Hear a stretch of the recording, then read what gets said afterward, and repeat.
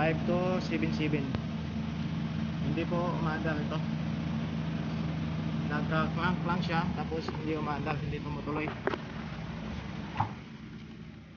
May problema po ito. Check natin, i-on natin yung susi. Ayan. Tapos paandarin natin. Ayan. Ayaw umandar. Ayaw umandar. Hindi tutuloy. Nag-cranking lang siya. Isa pa. Ayan. Umiilaw yung check engine. So, i-check natin una yung ignition switch nya. Saka tayo pupunta sa ibang obol, yung ibang chichikin.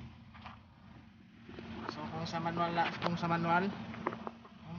to, kasi electronics to. Kung sa manual, pwede nating idiretso sa i-bleed natin yung fuel line ng mga injector sa injection pump galing. Pero ito electronics to. For HK1 Isuzu engine, kailangan i-check muna yung electrical. Ayan, i-check natin yung fuse nya. Ayan, i-check ko muna yung linya. Yung ignition 1 nasa 13 po siya, number 13 ito. Yung i-on natin yung susi. Ayan, number 13 po siya. Ayan, kita ba? Umiilaw. Number 13 yan. Ayan, at saka number 18. Just wait pa. Yeah. Ayan, at saka yung number 18 na ignition 1 at saka ignition 2 yung chine-check ko. Yan. Ito po yung fuse box nya. Ayan, number 18 to at saka number 13. I-on lang yung ignition, tapos dislight yung fuse nya. Ayan, okay yung fuse nya. So i-off natin yung ignition.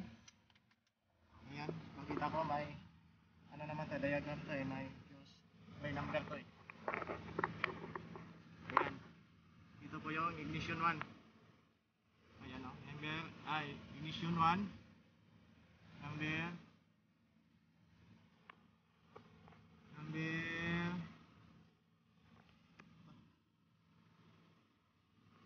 13. Ayan, ito po yung ignition 1. Ignition 2 number 15, number 13, 15 amperes. At saka ignition 1 number 18, 15 amperes. Ayan, na-check natin yung dalawang 15 amperes. So ngayon, dito tayo sa kahit di saksakan ng connector to ng para sa flash code nya. Ayan, may connector yan dyan dito sa baba. Ayan, kita ba? Ayan, nilagyan kong wire yan. Ayan, para ma-check ko yung flash code nya. I-check natin. Ayan, number 4 at saka number 12 yung sa check engine nya. Number 4 at saka number 12 hindi masyadong kita kasi madilim. Ayan, number 4 at saka number 12. Kita ba? Ilapit. Kung sa ABS ka naman, doon ka sa number 13 at saka number 14. At saka number 5 at saka number 13 pala. Mali ata yung sinabi ko. Kung sa check engine ka, sa 4 at saka number 12. At saka sa X-house, sa 5 at saka 13. Ayan, saksakan natin ng flash code. Ganito po magbasa ng flash code ng 4HK1 engine. Ayan, on ko na yung switch. 1 2 3 4. Wala yun. Yung pangatlong click nya, yung una-una na magkasunod, walang binta yon. Hindi mo kasali, ibilang yon. Abutin mo na muna ang pangatlo, saka ka magbilang. Ulitin ko. Pwede mo ulit-ulitin. Ayan, nakaon yan. 1, isa, dalawa, tatlo. Isa, dalawa, tatlo, apat, lima. Ayan, isa, dalawa, tatlo, apat, lima, anim. Pwede mo, yung pangatlong bilang na yan, pwede mo hindi bilangin yan. Tingnan mo. Tsaka ka magbilang sa pang-apat o pang-lima. Antayin natin hinto. So, start tayo ngayon. Pahintuin muna natin. Yan, pang-anim yan. Pang-anim to. Ngayon. Stop. Umpisa tayo. 1, 2, 3, 4, 5. 5 ha? 1, 2, 3, 4, 5, 6. Ayan. So, may 5, 6 tayo. Ulitin. 1, 2, 3, 4, 5, 5. 1, 2, 3, 4, 5, 6. Ulitin natin ulit. 1, 2, 3, 4, 5, 6. 5. 1, 2, 3, 4, 5, 6. Ayan, 56 yung code ha. Ulitin ko. 1, 2, 3, 4, 5. 1, 2, 3, 4, 5, 6. So, 56 yung code. 56 yung code niya. Dito tayo pupokus sa EBS. Hayaan mo yung dito tayo pupokus sa check engine. Hayaan mo mag-flash yung EBS. Kasi yung EBS sa brake yan, anti-brake system. Dito sa check engine kasi hindi umandar. Yan. So may ano tayo dito, may copy ng ano. I-share ko lang yung nalalaman ko. Nandito po. Ito. May 56 na code tayo. Di ba? Ito 56 code. May DTC siya. May DTC P0651. Ayan.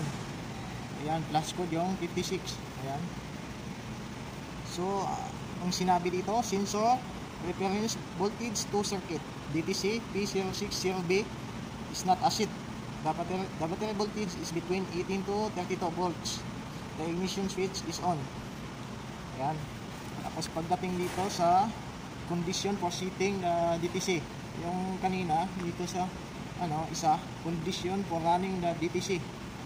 Yung isa, ayan, setting yan dito sa kabila, running yung una-una nabasa ko. Dito sa pangalawa, setting the DTC.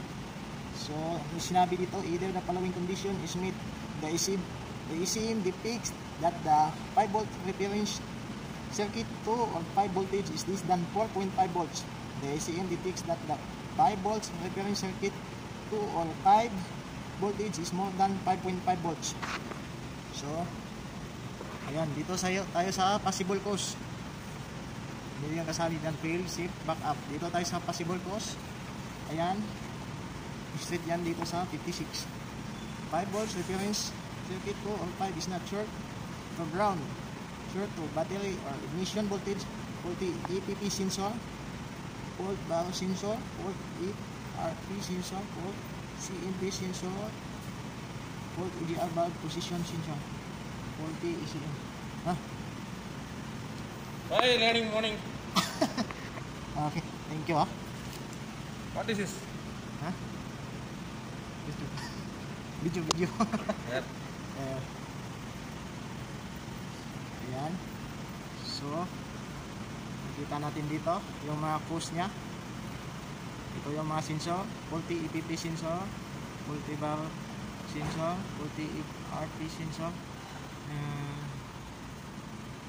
Di something Eh? Temo kita. Ano? Just na pan. Ayan, nakita natin yung 56. Ito yung 56 na plus code nya. Ayan. Ito po yung cause nya. Short circuit. Reference circuit short to ground or short to the battery ignition. Yan po yung problema nya. So kung sa manual tayo, tatanggalin ko muna yung flash code. Ayan. Yung connector. Yung para makita yung flash code, tinanggal ko yung connector. Tanggalin natin yung lamp tester kasi okay naman yung ignition switch nya, yung ignition 1 at saka ignition 2. So ngayon iangat muna natin to. Iangat ko muna yung kahol.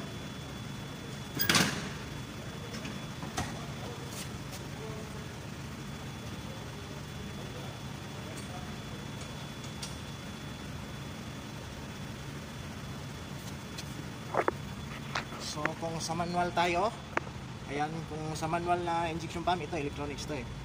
Ayan, nandyan yung injection pump, hindi ata kita, madilim. Nandyan po yung injection pump niya, nandyan. Doon. Tapos ito po yung mga linya niya. Ayan, ito po yung wire ng injector niya, papasok sa loob. Tapos ito po yung fuel line. So kung sa manual tayo, magbi-bleed tayo. Pwede din dito sa electronics, i-bleed natin yung pinaka injector pipeline, fuel pipeline.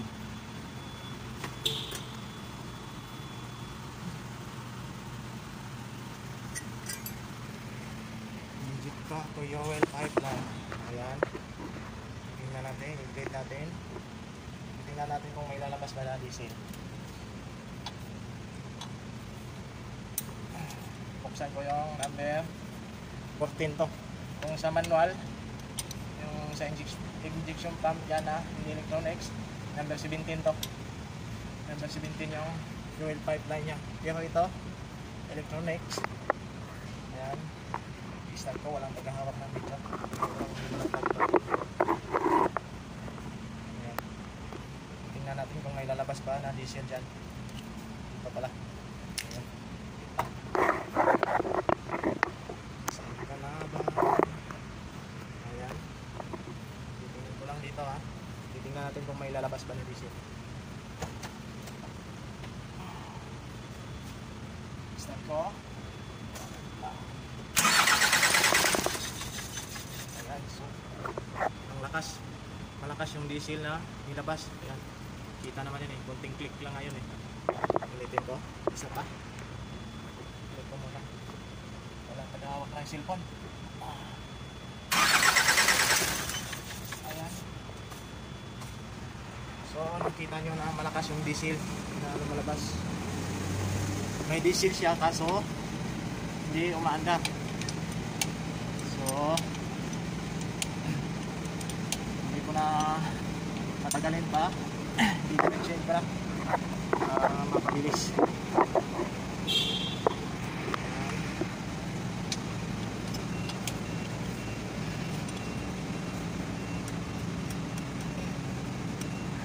Nagpitan ko na yung number 14 na linya. So alam nyo yung problema pag may diesel na lumalabas.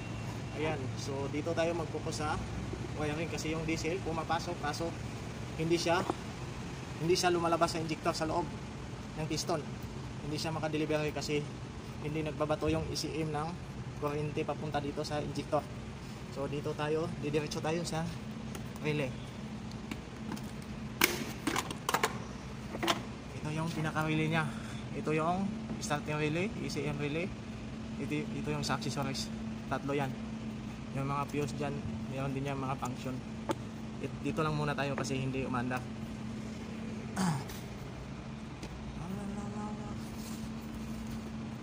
Oh, what happened na to? Tanggalin lang muna natin yung relay. Daton, bigyan kayo ha? Gusto nyo pulling unit clutch? Pulling unit clutch. Yeah, damage. I change this one. Oh, YouTube eh? Yeah. Ito po yung ECM relay, tatanggalin natin. Ayan, natanggal natin. So, papalitan natin to. Ito yung ipalit natin. Ito yung bago to. Ayan, papalitan natin. Ito yung sa kanya. Ito yung luma, ito. So ipalit natin yung bago. Ayan, dumiretso na ako dito para hindi na matagal. Ayan, pinalit ko na yung isang relay. Ito yung luma. Yan. Basta pag bleed nyo dyan sa pag mga electronics, pag bleed nyo dyan, pag mayroong lumalabas na diesel, so ibig sabihin, kundi yung harness yung sira nito dito sa pinaka-relay nya. Kapag ayos yung relay nya na check nyo, so may problema yung linya nya. Pag ayos din yung linya nya, may diesel na lumalabas, so yung doon tayo magbubukas sa injector. Ganyan lang po yung kung mag-trouble nito. Ayan, itakip ko na ha. Nakabitan ko na yung isang relay, yung ECM relay. Pinalit ko. Itakip ko. Ayan. So, napalitan ko ng ECM relay. Nasirado natin yung fuel pipeline nya. Subukan natin paandarin. Nakaangat pa yung kahon, hindi ko na binaba. Subukan ko lang paandarin. Ayun. Ayan, humandang. Kadali. So yung problema, ito lang, kasi yung relay sa mga 4H E1 engine. So hindi naman sabihin na marami akong alam, isi-share ko lang po yung nalalaman kong ano gawa. Ibaba ko muna yung kahol. Ibaba ko muna yung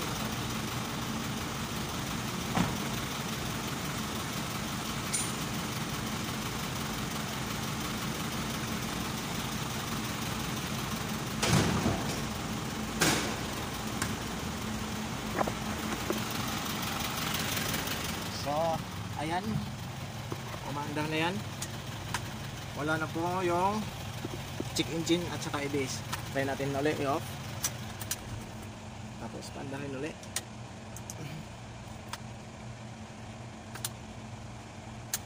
Ayan, naka-on. Tapos i-start natin. Ayan. So nadali natin na hindi ginamitan ng scanner. Yung connector lang, yung D-connector ba yun tawag doon, yung maliit na wire lang, parang i-short mo siya. So isa pa, ulitin natin, baka magluloko. Start natin. Ayan, yung sa mga sinaunang video ko na pag-delete ng check engine saka ABS ba yun, bago pala ako nag-umpisa doon, hindi ako nagsasalita, binibilang ko lang kasi nahihiya ako magsalita, pero ngayon pwede ko na sabihin. Ayan, paandarin natin. Ayan, so ayos na po yung problema. Yung ECM relay lang yung problema, kasi yun yung nagbibigay ng kuryente sa injector. So hanggat dyan lang tayo mga kayabe. Sana makatulong ako sa inyo. Ganun lang po yung pagbasa ng flash code. Pabutin mo muna pangato 4, o doon ka na sa pang 5 magbilang, pang 5, pang 6, pang 7, pwede na yun. Pwede rin pangatlo lang, hanggat pangatlo lang kayo, tapos yung pang 4 doon ka mag-umpisa ng bilang hanggang sa pang 5, pang 6. Basta ulit-ulit yung ano flash nya na katulad doon 56, 56. So 56 po yung code. Yung una-una 1, 2, tatlong bato na una-una na hindi naman masyado magkasunod, may sequence siya na ano pagitan. So hanggat dyan lang tayo. Sana makatulong ako sa inyo mga kayabe sa pag-check ng sa pagtutrouble ng ganong problema na hindi umaanda. So don't forget to subscribe and share and hit the notification bell para update kayo sa mga video na gagawin ko at i-upload ko pa. So maraming salamat. Shout out pala sa mga viewers ko at sa mga subscribers. Maraming salamat po. Nakalimutan ko yung isang subscribers na magpa-shout out sa pangalan niya, kaso shout out nga pala sa iyo, Busing. Maraming salamat. Hanggang dyan lang muna tayo. Maraming salamat.